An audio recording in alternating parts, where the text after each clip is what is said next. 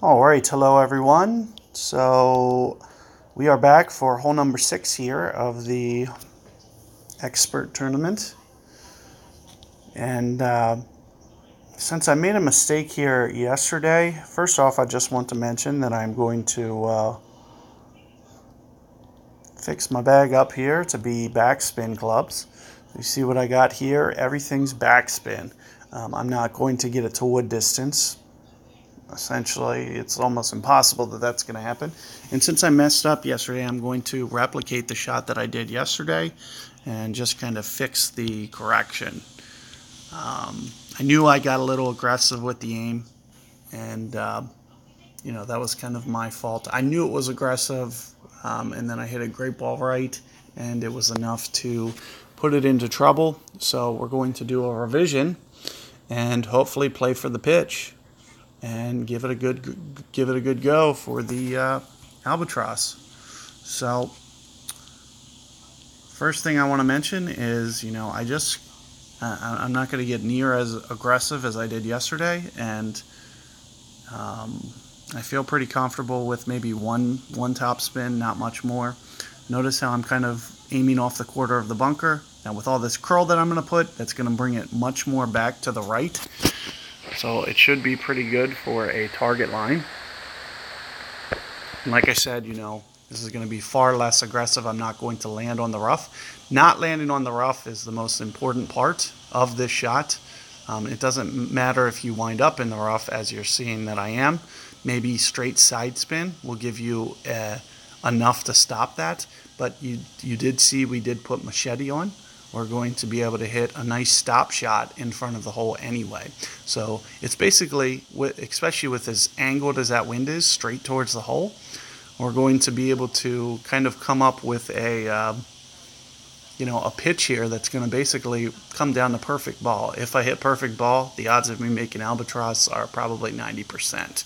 So not the end of the world that I hit it down there so close and into the rough there. So I do want to point that out for you all. And if you have, these new earth balls, I'm assuming you could probably do the similar shot that I just did very easily. It'll be just as easily, and you'll be able to save some berserkers. And you could actually replicate my spin more, and you probably wouldn't run out. So if I was to proceed forward tomorrow, I would just use no top spin. So I would just go straight side spin, and it'll probably stop. But it is a little bit angled, but not the end of the world. I just want to kind of see how far we are. There's going to be maybe 4 per ring, 6 per ring, somewhere in there.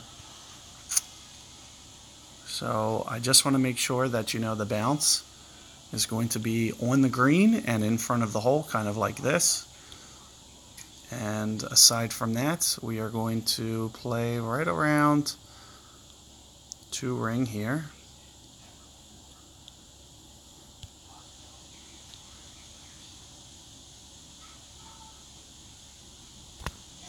Perfect ball. And we got it. So you're going to see very manageable, even with driving it down here too far. You're so close to the hole that you need to do very little to make the pitch. It was within 2 rings for me on a machete. I basically sized it up to be about 6 per ring.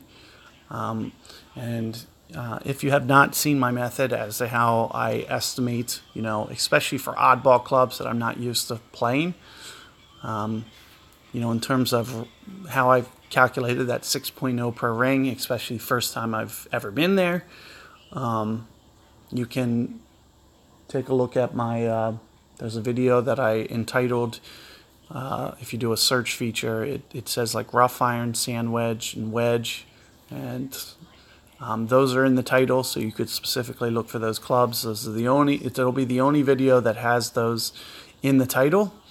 And in addition to that, I don't know what it says. Maybe it says wind guide or something.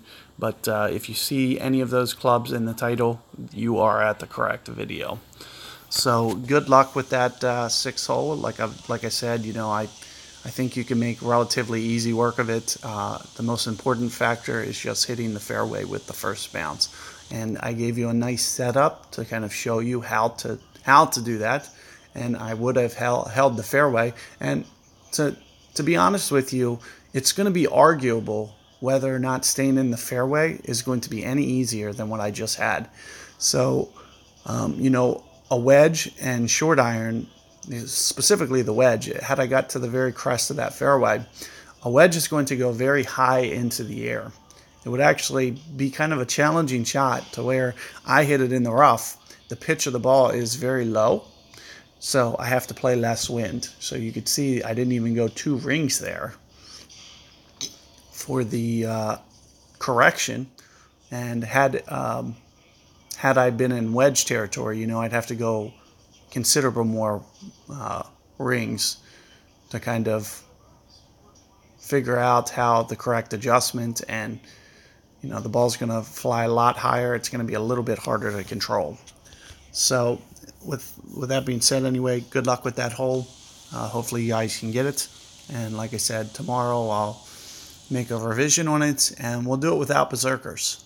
So we'll come at it with a setup where berserkers aren't being used, and hopefully we can still manage to get that albatross anyway.